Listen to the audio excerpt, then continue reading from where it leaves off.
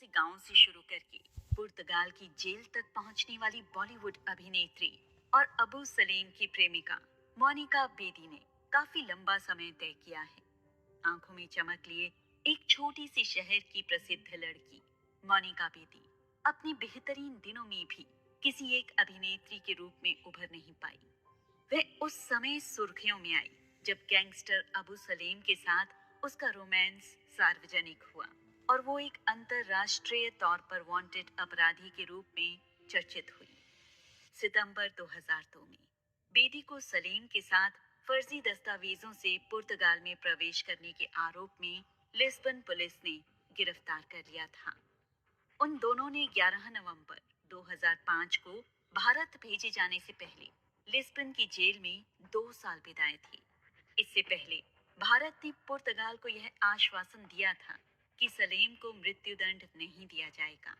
केंद्रीय जांच ब्यूरो यानी सीबीआई ने मोनिका बेदी के खिलाफ भारतीय दंड संहिता की धारा 420 धोखाधड़ी, धारा 120 बी आपराधिक साजिश और फर्जी नाम से पासपोर्ट प्राप्त करने के आरोप में पासपोर्ट कानून की धारा 12 के तहत मामला दर्ज किया था और 29 दिसंबर 2006 को एक विशेष अदालत ने उसे पासपोर्ट की जालसाजी के अपराध में सजा सुनाई।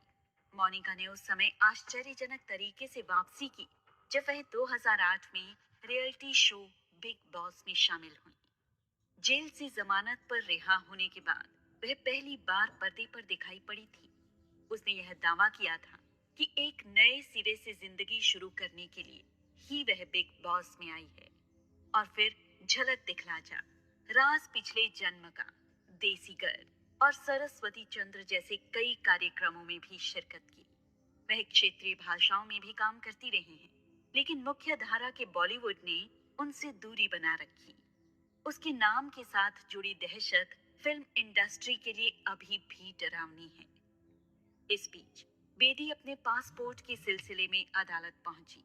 बंबई उच्च न्यायालय के माध्यम से फिर से अपना पासपोर्ट जारी कराने की खातिर मोनिका बेदी ने याचिका के जवाब में क्षेत्रीय पासपोर्ट कार्यालय ने एक हलफनामा दिया, जिसमें कहा गया था कि यदि उसके खिलाफ दर्ज किसी भी मामले में फौजदारी अदालत में कोई कार्यवाही लंबित है तो उसे पासपोर्ट जारी नहीं किया जा सकता।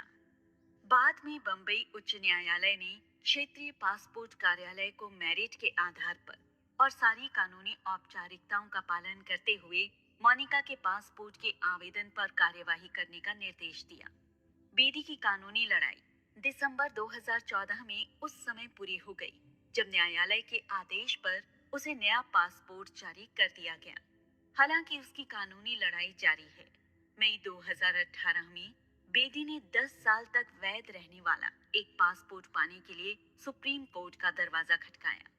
उसने मध्य प्रदेश उच्च न्यायालय के फैसले के खिलाफ अपील दायर की है, जिसमें मामले की गंभीरता पर जोर देते हुए यह कहा गया है कि बेदी उर्फ फौजिया उस्मान फर्जी दस्तावेजों के आधार पर पासपोर्ट हासिल करने के आरोपों का सामना कर रही है।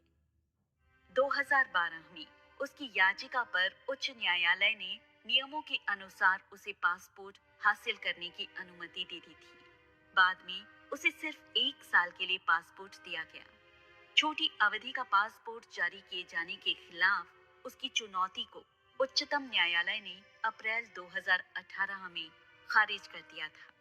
इसके खिलाफ अपनी अर्जी में बेदी ने दलील दी है कि उसे 2 निचली अदालतों द्वारा बरी कर दिया गया है और इसलिए उसे कसूरवार साबित होने तक बेगुनाह माना जाना चाहिए। इसके अलावा उसने यह भी शिकायत की कि उसके उम्र दराज होते माँ बाप नॉर्वे में रहते हैं और उसका उनसे मिलने जाना मुश्किल हो गया है। अर्जी में इसकी तरफ भी ध्यान दिलवाया गया कि वह एक अभिनेत्री है जिसे अपने काम के सिलसिले में यात्राएं करने की जरूरत पड़ती है, लेकिन एक सीमित अवधि के लिए पासपोर्ट होने की वजह से उसका विदेश जाना मुश्किल होता है और उसे अपने काम का नुकसान हो रहा है।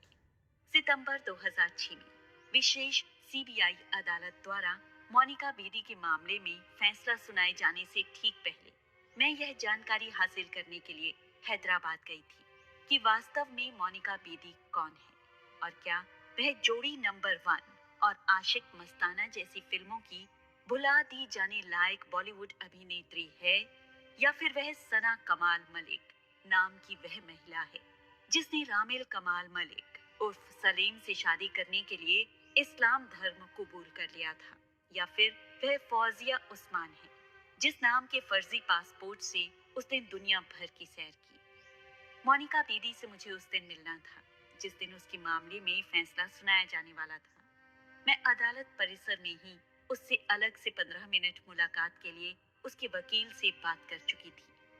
उन्होंने मुझसे कहा कि फैसला सुनाए जाने के बाद अभियोजना कार्यालय के पास इंतजार कीजिए। वह बातचीत के बारे में सकारात्मक थे, परंतु मैं जानती थी कि उन्हें इस बारे में अभी मोनिका से बात करनी है। उस दिन नामपल्ली अदालत परिसर में विशेष अदालत पत्रकारों से खचाखच भरी हुई थी। आखिरकार सूती सलवार कमीज पहने मोनिका बेदी अदालत पहुंची। उसके बाल करीने से सजे हुए थे। वह एक बेंच पर बैठ गई। उसकी आंखें नीचे जमीन की ओर टिकी हुई थी। मैंने पाया कि जेल ने उसे काफी विनम्र बना दिया था। मैंने सुना था कि जेल में वह खुद को ढाढ़स बंधाने के लिए योग और आध्यात्म की ओर जुड़ गई थी। अपने गैंगस्टर दोस्त की तरह ही फिटनेस उसका भी मंत्र बन चुका था। ऐसा लगता था कि हालात ने उसे बुरी तरह चोट पहुंचाई है और जेल की महिला स्टाफ के साथ उसकी बातचीत अधिकतर दार्शनिक अंदाज वाली ही होती थी। वह अपने को ग्लैमर से मुक्त करने में कामयाब हो गई थी। मेरे सूत्रों के अनुसार हैदराबाद में चंचलगुड़ा के राज्य की महिला जेल में मोनिका प्रार्थना करती थी और खुद को फैसले के लिए तैयार कर रही थी। मोनिका बेदी के पिता प्रेम कुमार बेदी, जो नॉर्वे की राजधानी ओस्लो से 45 किलोमीटर दूर ड्रॉमेन में रहते हैं, नवंबर 2005 में उसे पुर्तगाल से वापस भेजे जाने पर भारत आए और जेल में उससे 3 बार मुलाकात की, लेकिन वह फैसला सुनाए जाने तक यहाँ रुक नहीं सके। पंजाब के होशियारपुर से उसके चाचा पुरुषोत्तम लाल बेदी उसे यह भरोसा दिलाने आए थे कि उसका परिवार उसके साथ है, परंतु वह जानती थी कि फैसले का सामना उसे अकेले ही करना है। न्यायाधीश CV सुब्रमण्यम ने जब फैसला सुनाया तो उसे 5 साल के कठोर कारावास की सजा दी तो वह दुखी नजर आई, लेकिन शांत बनी रही, मानो उसे इस फैसले से कोई आश्चर्य नहीं हुआ था। उसके खिलाफ फर्जी पासपोर्ट का एक और मामला अभी भी भोपाल की अदालत में लंबित था, जिसमें उसे जमानत नहीं मिली थी और इसलिए अगले महीने उस मुकदमे की सुनवाई के लिए उसे भोपाल ले जाया जा रहा था। वह जानती थी कि इस फैसले का भोपाल के मुकदमे पर भी असर पड़ेगा। दोनों ही मामलों में उस पर आरोप था कि उसने फर्जी नाम से पासपोर्ट प्राप्त किया था। मोनिका के वकील की दलील थी कि इस बात का कोई प्रमाण नहीं है कि उसने फर्जी नाम से पासपोर्ट के लिए आवेदन किया था, क्योंकि यह उस वक्त जारी किया गया था जब वह विदेश में थी। अदालत में अबू सलेम की कानूनी सलाहकार पल्लवी अशर भी मौजूद थी।